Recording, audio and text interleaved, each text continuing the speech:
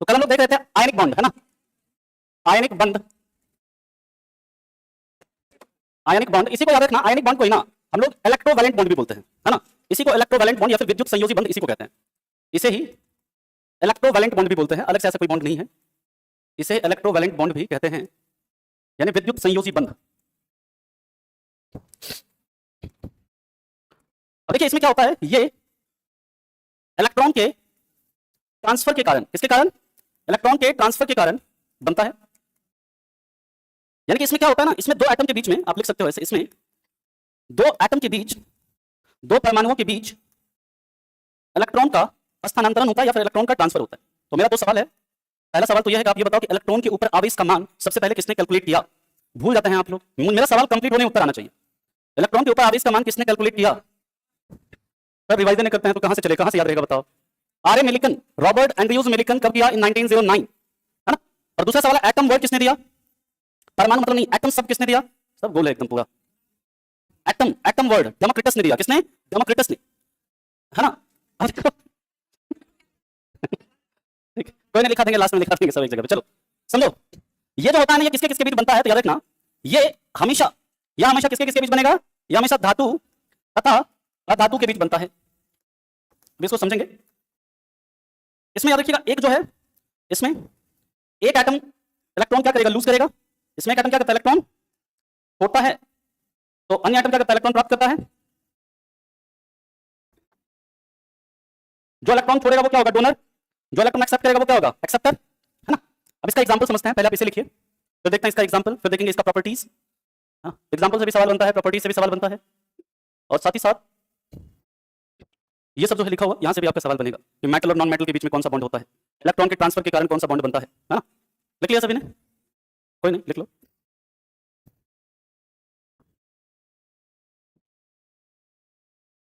हो गया। कल हम लोग स्टार्ट करेंगे, कल हम लोग देखेंगे रेडियो एक्टिविटी, छोटा सा टॉपिक है लेकिन इंपॉर्टेंट टॉपिक है। रेडियो एक्टिविटी, केमिकल रिएक्शन हम लोगों का हो गया है, तो रेडियो एक्टिविटी देखने के बाद फिर हम लोग पीरियोडिक टेबल स्टार्ट करेंगे, है ना। पीरियोडिक टेबल आपका मान लीजिए अगर हो जाएगा तो ये समझ लीजिए कि आपका 60-70% केमिस्ट्री खत्म हो जाएगा। फिर उसके बाद हमारे पास metal and non metal, metalloids, फिर क्या हुआ, इस मंथ आपका सब हो जाएगा, फिजिक्स केमिस्ट्री सारा कंप्लीट हो जाएगा, है ना। ठीक है, चलिए बायो कराएंगे, खान से करवाएंगे ना, हाँ खान से बोले ना, खान से ही लेंगे ना। चलिए हम लोग बात करते हैं इसके आगे। इसका एग्जांपल, जैसे आपसे क्वेश्चन एक मान लीजिए पूछा जाए, इस तरह से क्वेश्चन रहेगा कि इसमें से किसमें, है ना, मतलब निम्न में से किसमें, हिंदी थोड़ा मतलब इसमें उसमें हो जा रहा है ना, इनमें से किसमें जो भी है, अरे मुझे इसमें उसमें ना गड़बड़ होता है, कोई नहीं, चलो कोई नहीं, लिखो इसमें निम्न में से, तुम लोग एकदम क्वेश्चन का भाषा चाहिए, लिखो निम्न में से किसमें आयनिक बंध है, निम्न में से किसमें आयनिक बंध है। इस तरह से ऑप्शन रहेगा आपका, कार्बन डाइऑक्साइड, आपका रहेगा सल्फर डाइऑक्साइड, आपका ऑप्शन रहेगा कैल्शियम ऑक्साइड, और इसके बाद यह रहेगा ये है। यहाँ पे आप ये देखना है कि किसमें आपका ना मेटल और नॉन मेटल के बीच बॉन्ड है, तो वो आपका क्या होगा, आयनिक बॉन्ड होगा। ओके, यहाँ पर कैल्शियम जो है मेटल है, ऑक्सीजन क्या है, नॉन मेटल है। इसी से जैसे क्वेश्चन पूछ देगा निम्न में से, मैं इनमें से किसमें नहीं लिखूंगा, निम्न में से किसमें आयनिक बंध नहीं है, ऐसे भी सवाल बन जाएगा, आयनिक बंध नहीं है। अब आपका ऑप्शन रहेगा NaCl, MgO, ऑप्शन दे देगा आपका H2O, और ऑप्शन दे देगा आपका ZNO, है ना। यहाँ पर आपको देखना है कहाँ पर मेटल और नॉन मेटल नहीं है एक साथ, यहाँ पर देखिए ये मेटल नॉन मेटल, ये भी है, ये भी है, हाँ, ये सही उत्तर हो जाएगा। इस तरह से सवाल आपका बनेगा, यहाँ से एक पैसे बनेगा तो कर देंगे ऐसा सवाल। चलिए अब हम लोग इसका एग्जाम्पल देखते हैं कि ये कैसे एक्चुअली में बनता है ये बॉन्ड। एग्जाम्पल देखिए, सबसे पहले हम लोग देखते हैं NaCl। NaCl यहाँ पर देखिएगा ना, हमेशा क्या होगा, आयन होगा, इसमें से एक कैटायन होगा, एक एनायन होगा। देखिए जैसे Na है, Na के आउटर मोस्ट ऑर्बिट में इसका इलेक्ट्रॉनिक कॉन्फिगरेशन लिखो 281 है, और ये क्लोरीन है, इसका इलेक्ट्रॉनिक कॉन्फिगरेशन लिखो क्या है, 287 है। इसके आउटर मोस्ट ऑर्बिट में एक इलेक्ट्रॉन, इसके आउटर मोस्ट ऑर्बिट में 7 इलेक्ट्रॉन। अब ये दोनों एक दूसरे से डील करेगा, कहेगा कि देखो सोडियम, क्लोरीन जाएगा इसके पास, कहेगा देख सोडियम, है ना, तुम्हारे पास एक एक्स्ट्रा इलेक्ट्रॉन है, ऐसा करो कि तुम ये हमें ट्रांसफर कर दो। मुझे कहा है, बोलेगा देखो तुम भी इससे क्या होगे, इधर उधर घूमोगे नहीं इलेक्ट्रॉन के लिए, और हम भी क्या हो जाएंगे, स्टेबल हो जाएंगे। यानी यहाँ पर ये सोडियम क्या करेगा, इस इलेक्ट्रॉन को इसको ट्रांसफर कर देगा, यानी कि अब इसके पास क्या हो गया, 28 रह गया, और क्लोरीन के पास भी इसका आउटरमोस्ट ऑर्बिट कंप्लीट हो गया, और इसके बीच में आपका जो बॉन्ड बना वो क्या बना, आयनिक बॉन्ड बना। इसी प्रकार CaO, कैल्शियम ऑक्साइड, जैसे हम लोग क्विक लाइन क्या बोलते हैं, सॉरी क्विक लाइन, हाँ, क्विक सिल्वर किसे कहते हैं, मकड़ी को। देखिए ये जो कैल्शियम है, इसका इलेक्ट्रॉनिक कॉन्फिगरेशन आप लोग जानते हैं 2882, ये होता है ना। इसके आउटरमोस्ट ऑर्बिट में कितना, 2 इलेक्ट्रॉन, 2 इलेक्ट्रॉन होता है ना जी। अब ऑक्सीजन है, ऑक्सीजन के आउटरमोस्ट ऑर्बिट में कितना इलेक्ट्रॉन होगा, 6 इलेक्ट्रॉन होगा, क्योंकि इसका इलेक्ट्रॉनिक कॉन्फिगरेशन 2 6। अब इसको 2 इलेक्ट्रॉन चाहिए, इसको 2 इलेक्ट्रॉन क्या करना है, छोड़ना है। तो ये क्या करेगा, ये दोनों का दोनों इलेक्ट्रॉन क्या करेगा, ट्रांसफर कर देगा। यहां पर जब भी देखिएगा इलेक्ट्रॉन का ट्रांसफर हो रहा है, शेयरिंग नहीं हो रहा है, क्या हो रहा है, ट्रांसफर। तो यानी कि यहां पर आपका कैल्शियम और इस ऑक्सीजन के बीच कौन सा बॉन्ड बनेगा, यहां पर आपका आयनिक बॉन्ड बनेगा।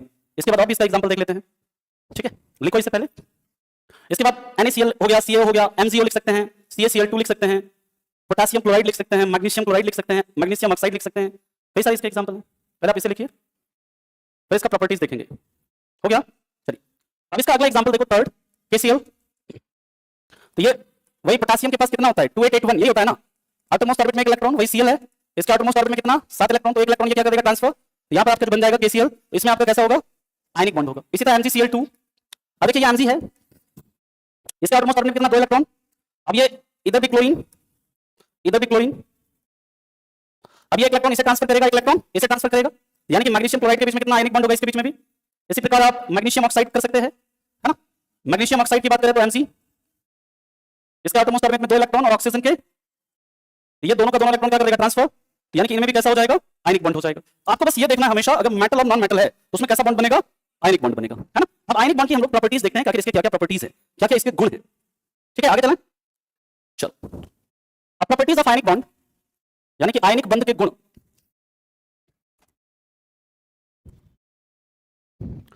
सबसे पहला याद रखिएगा, ये जो है सॉलिड यानी ठोस अवस्था में होते हैं, जिनमें भी आयनिक बॉन्ड होगा ना, वो किसमें होंगे, ठोस अवस्था में होते हैं। इसके बाद याद रखिएगा, ये क्रिस्टल के जैसा होता है, ये कैसा इनका संरचना जो होता है, ये क्रिस्टलीय स्ट्रक्चर होता है, क्रिस्टल जैसी संरचना वाले होते हैं, जैसे नमक वगैरह है ना, वैसे ही संरचना वाले होते हैं। क्या होता है, अच्छा शादी हुआ है कि नहीं अभी तुम्हारा, हो गया लग रहा है, अनुभव बता रहा है तुम्हारा, है अगला है। चलिए नेक्स्ट हम लोग बात करते हैं इनका मेल्टिंग पॉइंट जो होता है, क्या होता है, उच्च होता है, उच्च। इसके बाद याद रखिएगा, ये सॉलिड फॉर्म में, ये ठोस फॉर्म में, सॉलिड मतलब फॉर्म में विद्युत के कुचालक होते हैं, विद्युत के कुचालक होते हैं। इसके बाद याद रखिएगा, ये मोल्टेन, मोल्टेन फॉर्म में यानी कि द्रवित रूप में, यानी गले हुए अवस्था में, या फिर जलीय विलयन में, जलीय विलयन में विद्युत के सुचालक होते हैं, मतलब इलेक्ट्रिसिटी के कंडक्टर होते हैं। और मेरा सवाल है, इलेक्ट्रिसिटी का सबसे बेस्ट कंडक्टर कौन है, सिल्वर, एंड सेकंड बेस्ट कौन है, कॉपर, और सबसे पुअर कंडक्टर कौन है मेटल में, मेटल में लोहा वाला कौन था अरे मेटल में सबसे पुअर कंडक्टर, धातु में सबसे खराब चालक विद्युत का, सीसा, लेड, है ना।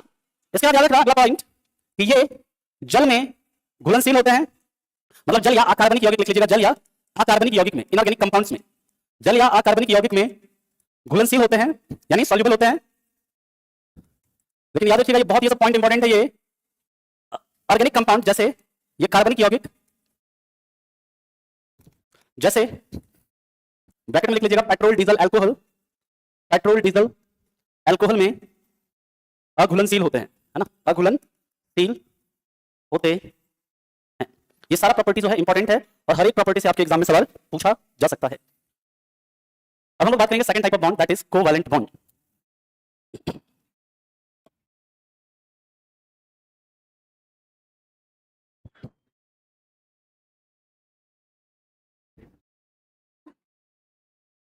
चला आगे, मुस्कान बताओगी, ये नहीं तो बता दो। रोशन, नैना चुपचाप क्लास करो, नहीं तो हथुआ से घर छोड़ना पड़ेगा, मतलब अतः सर ये सब का अपना अलग दुनिया है इनको इस वास्तविक दुनिया से कोई लेना देना नहीं है। एक उसमें क्या बोल रहा है, तो आप नहीं बताओगे मुस्कान, ठीक है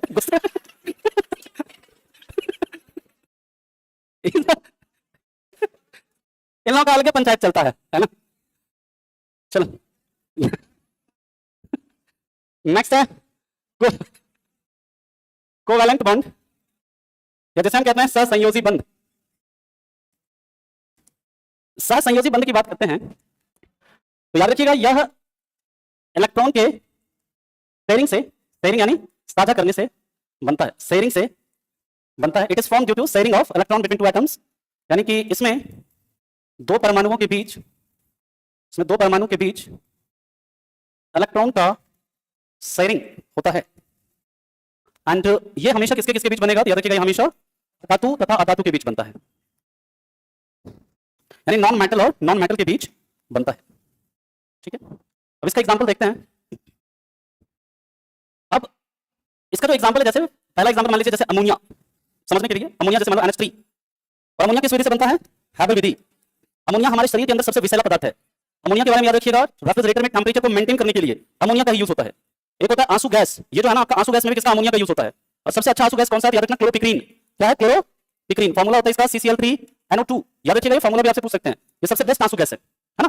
क्या हुआ, कहां मिलेगा, अच्छा किसी को रुलाना है क्या चलिए कोई नहीं। अब हम लोग बात करते हैं अमोनिया के बारे में, और भी याद रख सकते हैं कि अमोनिया के निर्माण में आयरन जो है ना कैटलिस्ट की तरह काम करता है। इस जो हार्बर्स प्रोसेस होता है ना, उसमें कैटलिस्ट की तरह काम कौन करता है, आयरन। अब देखो अमोनिया में कैसे आपका बॉन्ड बनता है, ये समझो। ये नाइट्रोजन है, नाइट्रोजन के आउटरमोस्ट ऑर्बिट में कितना इलेक्ट्रॉन होता है, 5 को, है ना, 5 इलेक्ट्रॉन है। नाइट्रोजन को कौन खोजा, और आप कुछ कर लीजिए, हम याद नहीं करेंगे, मतलब नहीं करेंगे, है ना। डैनियल रदरफोर्ड, याद रखिएगा कब किया था, 1772 में। कब किया था, 1772। चलो समझिए, अब यहाँ पर देखो नाइट्रोजन के पास बाहर कितना इलेक्ट्रॉन है, 5 को। अब हाइड्रोजन है 3 को इधर। सब हाइड्रोजन के पास कितना कितना इलेक्ट्रॉन रहेगा जी, एक इलेक्ट्रॉन रहता है ना। हाइड्रोजन के पास तो न्यूट्रॉन होता नहीं है ना। अब देखो यहाँ पर है ना, ये हाइड्रोजन भी क्या चाहेगा, इसके आउटरमोस्ट ऑर्बिट में 2 इलेक्ट्रॉन पूरा हो जाए। और ये नाइट्रोजन है ना, ये भी चाहेगा कि हमारे सबसे बाहरी कक्ष में कितना, 8 इलेक्ट्रॉन पूरा हो जाए। अब यहाँ पर देखिए क्या करेगा, ये जो नाइट्रोजन है कहेगा चलो भाई एक ना ऐसा करो, एक इलेक्ट्रॉन तुम हमारे साथ साझा कर लो, तुम एक इलेक्ट्रॉन साझा कर लो, और तुम भी, मतलब हम लोग क्या करते हैं ना, एक इलेक्ट्रॉन साझा कर देते हैं। अब देखिए नाइट्रोजन के पास टोटल शेयरिंग के बाद कितना इलेक्ट्रॉन हो गया, 3 2 5 3 8। बाकी इन सबके पास भी देखिए 2 इलेक्ट्रॉन हो गया। और यहाँ पर जो इस शेयरिंग के कारण जो इलेक्ट्रॉन बना, इसी को हम लोग क्या बोलते हैं, सह संयोजी बंध बोलते हैं, क्योंकि इसमें दोनों का सहयोग है, दोनों अपने अपने वैलेंस इलेक्ट्रॉन को क्या कर रहा है, शेयर कर रहा है। यानी कि यहाँ पर जो है ना, यहाँ पर ये आपका क्या बना, सहसंयोजी, और यहाँ पर भी क्या बना आपका सहसंयोजी। अब इसका जो टाइप होता है सहसंयोजी बंध का भी ना प्रकार होता है, single, double and triple covalent bond. इसको हम लोग समझते हैं, पहले आप इसे लिखो, फिर समझते हैं सिंगल क्या होता है, डबल क्या होता है, फिर हम लोग देखेंगे सिग्मा बॉन्ड, पाई बॉन्ड क्या होता है, फिर देखेंगे किसमें कितना सिग्मा कितना पाई। हो गया, चलो अब हम लोग बात करते हैं, अच्छा वेट, ओके, तब तक इन लोगों का कमेंट ही पढ़ना बड़ा अच्छा लगता है ना। चलो हो गया, चल, अभी कुछ दिखेगा तब तो पढ़ें चलिए कोई नहीं, नेक्स्ट हम लोग बात करते हैं। अगला एग्जांपल याद रखिएगा, जैसे हाइड्रोजन है। अब मान लीजिए हाइड्रोजन में 2 एटम है। अब ये देखो हाइड्रोजन के पास एक इलेक्ट्रॉन इसके आउटरमोस्ट ऑर्बिट में, इस हाइड्रोजन के पास भी एक इलेक्ट्रॉन, ये दोनों क्या करेगा, ये शेयर करेगा इलेक्ट्रॉन, है ना। और यहाँ पर इस हाइड्रोजन के बीच कैसा कोवैलेंट बॉन्ड बनेगा, कैसा सिंगल कोवैलेंट बॉन्ड, एकल सहसंयोजी बंध बनेगा। अब इसके बारे में दिखाएंगे, है ना, क्या होता है जब एक इलेक्ट्रॉन का शेयर होता है, तो उससे क्या होता है, एकल सहसंयोजी बंध बनता है। किसी भी 2 एटम के बीच जब आपका एक इलेक्ट्रॉन का शेयरिंग होगा, तो क्या बनेगा, एकल सहसंयोजी बंध। जैसे ऑक्सीजन है, अब इसके आउटरमोस्ट ऑर्बिट में 4 इलेक्ट्रॉन, इसके भी आउटरमोस्ट ऑर्बिट में 4 इलेक्ट्रॉन। अब यहाँ पर ये सब क्या करेगा, 2 इलेक्ट्रॉन को शेयर करेगा, है ना जी। यहाँ पर कैसा बनेगा, डबल कोवैलेंट बॉन्ड बनेगा ऑक्सीजन और ऑक्सीजन के बीच, कैसा, दोहरा सहसंयोजी बंध। यानी कि जब 2 इलेक्ट्रॉन का शेयरिंग हो किसी 2 एटम के बीच में, तो वहां पर डबल कोवैलेंट बॉन्ड बनता है। और उसके बाद हम लोग बात करेंगे ट्रिपल कोवैलेंट बॉन्ड का एग्जांपल देखते हैं, ठीक है।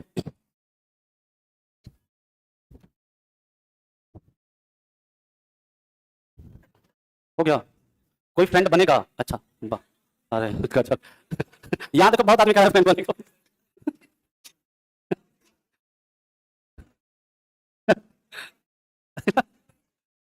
लिख लिया सभी ने यहाँ तक, चलिए चलो नेक्स्ट है, थर्ड वन इज नाइट्रोजन। अरे तो नाइट्रोजन है, इस नाइट्रोजन के आटोमोस्ट ऑर्बिट में कितना इलेक्ट्रॉन, 5 को। दूसरा नाइट्रोजन है, इसके भी बाहरी कक्ष में कितना, 5 को। अब ये सब कहेगा चलो 3 इलेक्ट्रॉन शेयर कर लेते हैं, ये 3 इलेक्ट्रॉन क्या कर लेगा, शेयर कर लेगा ये दोनों। और इसके बीच में कैसा कोवैलेंट बॉन्ड बन जाएगा, ट्रिपल कोवैलेंट बॉन्ड, यानी तिहरा, तिहरा ही बोलेंगे ना, ट्रिक बोलेंगे, क्या बोलेंगे, जो भी है, ट्रिक, ट्रिक सहसंयोजी बंध, जो भी है लिख लेना, ट्रिपल सहसंयोजी बंध। देखो अब तो इसको मैं लिखा दूंगा, लैंग्वेज में लिखा दूं, लिख लेंगे आप लोग, चलो लिख लो, सिंगल कोवैलेंट बॉन्ड यानी एकल सहसंयोजी बंध जब 2 परमाणु के बीच एक इलेक्ट्रॉन की शेयरिंग होती है, जब 2 एटम के बीच एक इलेक्ट्रॉन की शेयरिंग होती है, तो एकल सहसंयोजी बंध का निर्माण होता है या बंध बनता है। एग्जांपल के तौर पर लिख लेना, हाइड्रोजन, बिल्कुल आता है जी, है ना, कह रहा है कि सर आता है क्या ये एग्जाम में, हाँ आता है, ठीक है।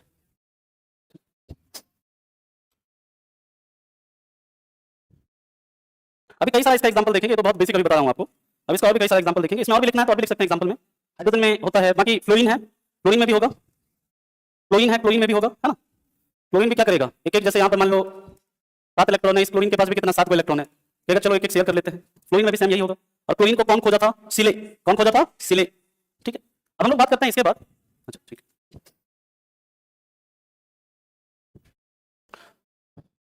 सर एक जैसे दो एलिमेंट बॉन्डिंग करता है, डबल या ट्रिपल बॉन्ड होता है क्या सर जी? हाँ जी बिल्कुल होता है ना। ये कह रहा ट्रू तो ट्रिक की जगह पे ट्रुक लिख रहा।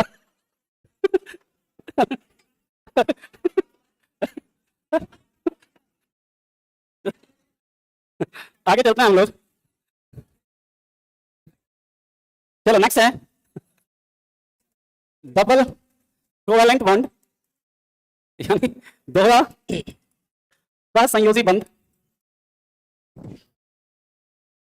याद रखिएगा कि जब किसी दो एटम के बीच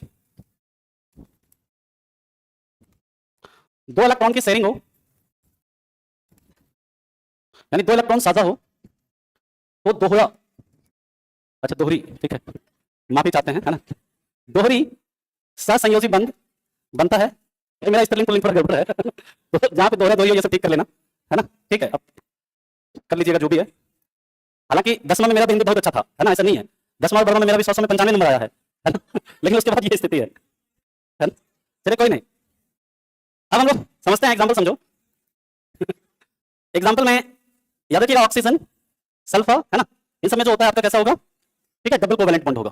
इसके बाद तीसरा हम लोग चलते हैं, थर्ड लिख लेते हैं, लिख लिया सभी ने,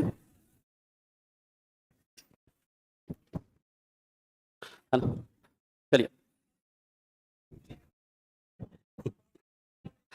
नेक्स्ट थर्ड है ट्रिपल कोवैलेंट बॉन्ड। रुक लिख, एक सहसंयोजी बंध किसी दो एटम के बीच, जब किसी दो एटम के बीच 3 इलेक्ट्रॉन शेयर हो। अब देखिए इसका एग्जांपल हो जाएगा नाइट्रोजन, है ना, और भी कई सारे एग्जांपल हो सकते हैं इसमें, है ना, फास्फोरस हो जाएगा, है ना, ठीक है, कई सारे भी हम लोग एग्जांपल देखेंगे इसका। अब यहाँ पर तो देखिए आपको समझना है। अब अगले कॉन्सेप्ट की तरफ हम लोग मूव करते हैं, जहां पर ये याद रखिएगा बहुत काम आएगा आपको आगे, जितने भी कंपाउंड हम लोग देखेंगे और जब पॉलीमर पढ़ेंगे वहां पर भी काम आएगा। ये चीज याद रखिएगा, जहां पर आपका सिंगल कोवैलेंट बॉन्ड होता है ना, सिंगल कोवैलेंट बॉन्ड है अगर, तो वहां पर आपका क्या होता है, एक सिग्मा बॉन्ड होता है। एक कैसा बॉन्ड होता है, सिग्मा बॉन्ड। और पाई बॉन्ड यहाँ पर कितना होता है, 0 0 पाई बॉन्ड होता है। इसी प्रकार जहां पर डबल आपका कोवैलेंट बॉन्ड है, वहां पर आपका एक सिग्मा होता है और एक आपका पाई बॉन्ड होता है। और जहां पर याद रखिएगा ट्रिपल कोवैलेंट बॉन्ड है, तो ट्रिपल कोवैलेंट बॉन्ड है तो वहां पर क्या होता है, एक सिग्मा और 2 क्या होता है आपका, पाई बॉन्ड होता है ना, एक सिग्मा और कितना, 2 पाई बॉन्ड होता है।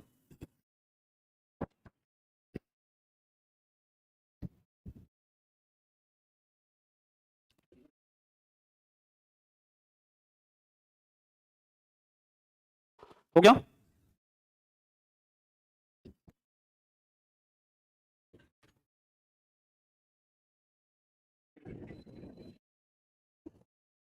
पहले हम लोग इसे समझना है, फिर इसके बाद देखेंगे polar and non polar covalent bond, उसको भी देखना है क्या हुआ। चलिए अब हम लोग वही तो बताए, देखो समझो, यहां पर देखो इसमें हाइड्रोजन हाइड्रोजन के बीच कितना, एक बॉन्ड है, एक इलेक्ट्रॉन शेयर हो रहा है तो एक सिंगल बॉन्ड है। यहां पर 2 इलेक्ट्रॉन शेयर हो रहा है तो 2 सिंगल, 2 बॉन्ड हो गया, यहां पर ये डबल बॉन्ड हो गया, है ना। अभी कई सारा हो सकता है, अभी उसी का तो एग्जांपल बताएंगे ना। जैसे एक ही एटम में ना, जैसे आपको अभी हम बताएंगे, आगे चलते हैं, जैसे एक ही आपका कंपाउंड में ना, सिंगल बॉन्ड भी हो सकता है, डबल बॉन्ड भी हो सकता है, ट्रिपल बॉन्ड भी हो सकता है, डबल बॉन्ड भी हो सकता है, सिंगल बॉन्ड भी हो सकता है। धीरे धीरे हम लोग मूव कर रहे हैं। अब जैसे कई सारा इसका एग्जांपल देखेंगे। जैसे पहला आपसे मान लीजिए पूछते कि हाइड्रोजन में सिंगल सिग्मा बॉन्ड और पाई बॉन्ड कितना, बता। हाइड्रोजन में सिग्मा बॉन्ड 1, ठीक है। दूसरा नाइट्रोजन में, या नाइट्रोजन पहले ऑक्सीजन लिख लो, ऑक्सीजन में सिग्मा बॉन्ड, पाई बॉन्ड भी 1। इसके बाद नाइट्रोजन में सिग्मा बॉन्ड 1, पाई बॉन्ड 2। अब इसके बाद जैसे अगला एग्जांपल है अमोनिया, यहां पर H H H ऐसे है ना जी, तो सिग्मा बॉन्ड कितना, 3, पाई बॉन्ड 0। इसके बाद जैसे पांचवा, अभी यार बेंजीन क्या है, धीरे धीरे चलते हैं ना, पांचवा CH4। अब यहां पे देखो इसके चारों तरफ क्या, एक एक हाइड्रोजन रहेगा कोवैलेंट बॉन्ड के साथ, यानी कि 4 सिग्मा, यानी सिग्मा बॉन्ड 4, पाई बॉन्ड 0। अभी आ रहा है, बेंजीन पे भी आ रहा है, बेंजीन पे चलेंगे, 12 सिग्मा 3 पाई होता है, उसे भी समझते हैं। पहले इसे लिखिए, फिर चलते हैं इसके आगे। वाह क्या बात है, एक शायरी भेजा किसी ने, है ना? चलो क्या हुआ? अच्छा ठीक है ठीक है, एक भेजा किसी बालक ने, पढ़ते हैं, है ना?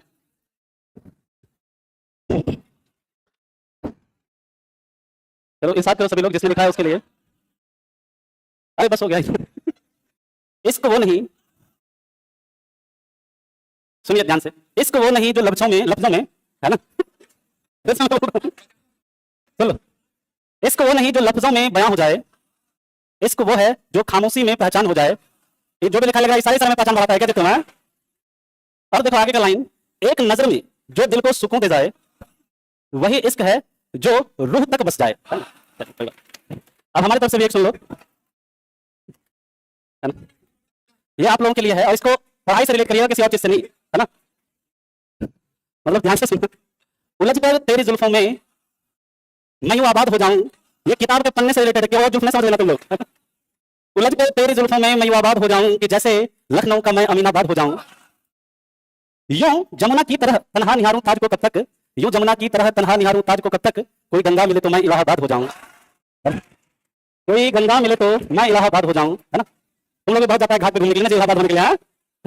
लास्ट लाइन है, सुनिएगा, लास्ट लाइन है, गजल कहने लगा हूं मैं, गजल कहने लगा हूं मैं, जरा सा मुस्कुरा तो दो। और इस लाइन पे साथ आप लोगों का आना चाहिए, यही तो चाहती थी तुम कि मैं बर्बाद हो जाऊं, यही तो चाहती थी तुम कि मैं बर्बाद हो जाऊं। चलिए आज की कक्षा भी यहीं पे खत्म करते हैं, है ना? मिलते हैं आपसे फिर कल की क्लास में।